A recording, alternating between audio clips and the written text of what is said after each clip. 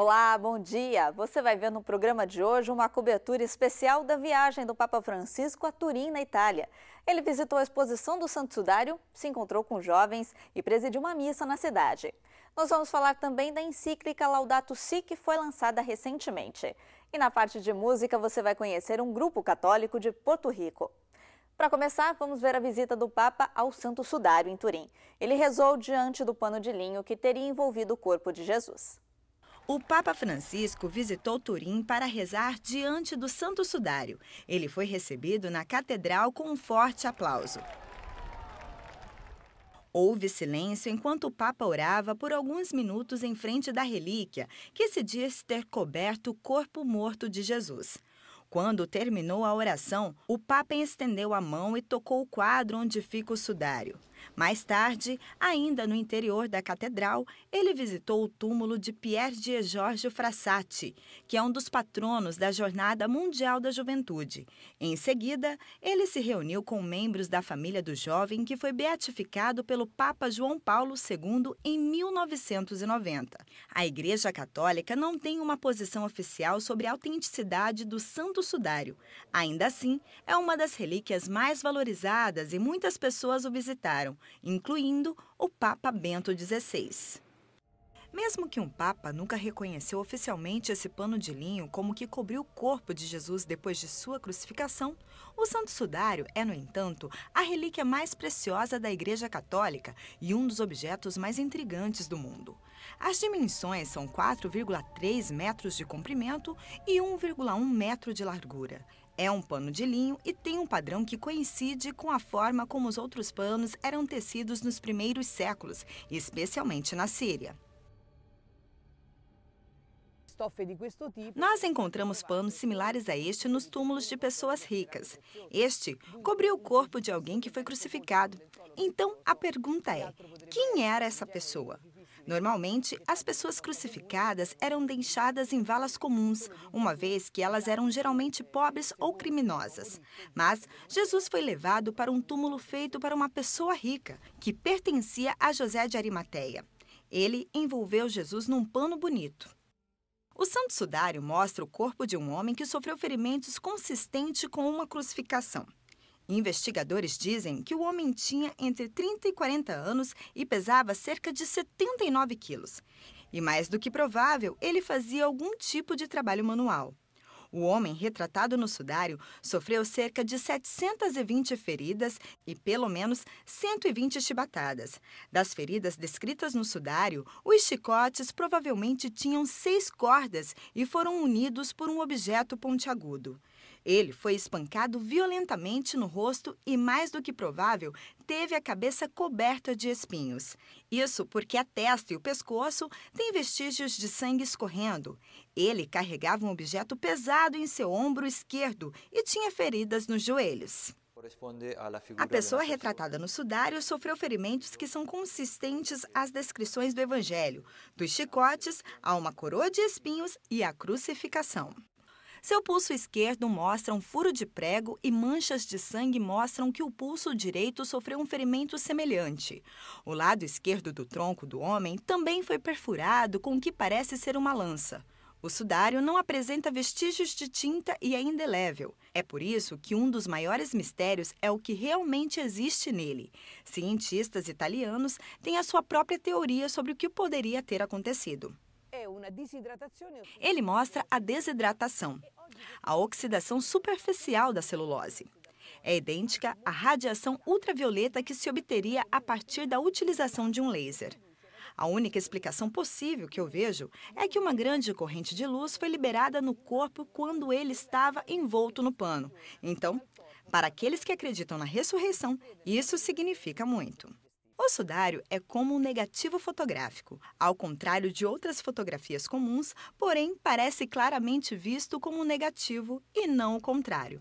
Mas, no entanto, um teste de carbono 14 realizado em 1988 concluiu que o tecido é de tempos medievais em torno do ano de 1260. Alguns especialistas dizem que os testes não foram realizados corretamente e as amostras, argumentam eles, foram provavelmente contaminadas. O sudário tem algumas manchas e as amostras usadas no estudo têm traços de algodão. E isso traz muitas dúvidas. Muitos estudos têm sido realizados para determinar se as técnicas para desenvolver imagem no sudário realmente existiam nos tempos medievais. Muitas hipóteses têm surgido, mas no final elas mostram que os resultados não coincidem. Elas não têm nenhuma explicação sobre como a imagem foi impressa no Santo Sudário. Séculos se passaram, mas o Santo Sudário continua a ser um dos objetos mais intrigantes no cristianismo e talvez a prova física da ressurreição.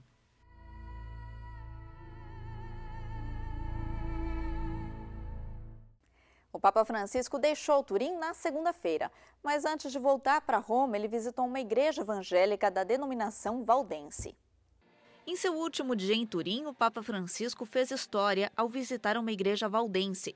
É a primeira vez que um Papa visita uma igreja evangélica dessa denominação particular. Ao fazer isso, ele recebeu uma recepção calorosa. Neste caminho de pessoas e igrejas, encontramos irmãos e irmãs que se juntaram a nós ao longo da jornada. Hoje, com grande alegria, nos encontramos com você, como um novo irmão nessa jornada. O Papa conheceu bem essa igreja na Argentina. Com cerca de 30 mil fiéis em todo o mundo, é muito pequena, mas com grande presença na Itália e na França. Em seu discurso, o Papa falou sobre o passado de perseguição. Ele pediu perdão em nome da Igreja Católica. Eu peço perdão pelas atitudes e comportamentos não cristãos, alguns até mesmo desumanos, que realizamos contra vocês. Em nome de Jesus Cristo, nosso Senhor, perdoe-nos. Em nome do Senhor Jesus Cristo, perdonate-te. Unidade, acrescentou o Papa, é algo pelo qual devemos lutar. Alcançar a unidade, porém, não significa uniformidade, explicou o Papa. Antes de sair, o Papa os exortou a trabalhar juntos para ajudar os necessitados. Como ele normalmente faz em reuniões públicas ou privadas, o Papa pediu-lhes para orar por ele. E antes dessa visita à Igreja Valdense, o Papa se reuniu com milhares de jovens e falou sobre como eles devem viver o amor. O Papa se reuniu com dezenas de milhares de jovens durante o seu primeiro dia em Turim. A casa estava cheia, já que o Papa se reuniu com cerca de 90 mil jovens na Praça Vitório. Houve uma parte em que o Papa respondeu diretamente a perguntas feitas por 3 jovens. Entre eles estava Clara, de 19 anos, cuja questão tinha a ver com o amor. Todos nós, de uma forma ou de outra, buscamos o amor. Procuramos ser amados e queremos amar, mesmo que às vezes nos sentimos decepcionados.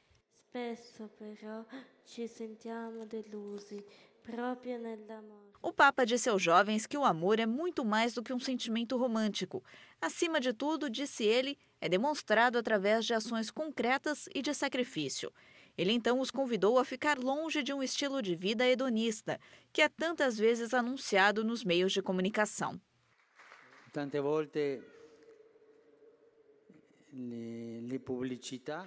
Muitas vezes os anunciantes querem nos convencer de que algo é belo e que é bom. Nos fazem acreditar que eles estão vendendo diamantes, quando na realidade é apenas vidro. Mas ci fanno credere che sono diamanti. Ma guardi, ci vendono bene. A procura constante por prazer, explicou o Papa, suprime a capacidade de se envolver em sacrifício. Ele ainda disse que expressar o amor verdadeiro nesses dias é algo para os rebeldes. Temos de ir contra essa corrente e não sermos ingênuos. Não vamos comprar o lixo que eles estão tentando vender para nós como diamantes. Não comprar sporchizie que ci dicono che sono diamanti. É um desafio que precisa ser superado com coragem e criatividade, porque o amor verdadeiro, disse o Papa, implica respeito e serviço, e não usar o outro para satisfazer o próprio prazer.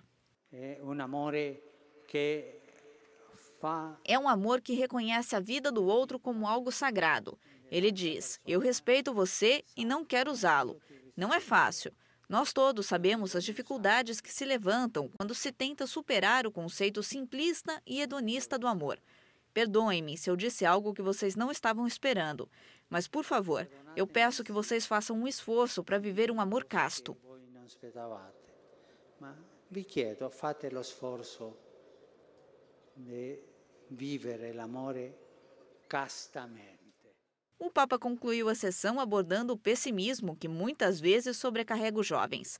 É um sentimento, disse ele, que decorre de tudo, de uma elevada taxa de desemprego até a guerra.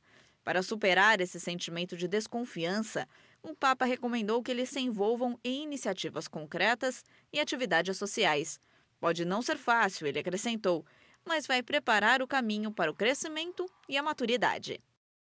Você vai ver daqui a pouco que o Papa Francisco teve companhia na viagem a Turim e vamos falar também da encíclica lançada recentemente. Até já!